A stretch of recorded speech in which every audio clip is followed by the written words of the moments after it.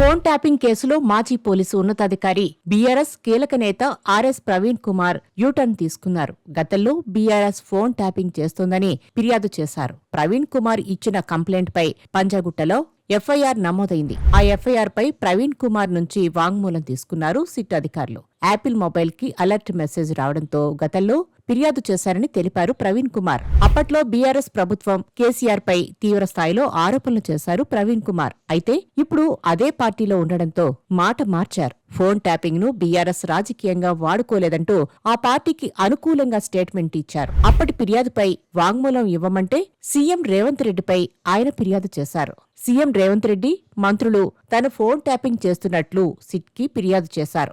Dark వెబ్సైట్లో tools ఉపయోగించి private వ్యక్తులతో ఫోన్ ట్యాపింగ్ చేస్తున్నట్లు ఫిర్యాదు చేశారు. ఫోన్ ట్యాపింగ్ కేసులో సిట్ను పావుగా వాడుకుంటోందని కాంగ్రెస్ ప్రభుత్వంపై ప్రవీణ్ కుమార్ విమర్శలు చేశారు.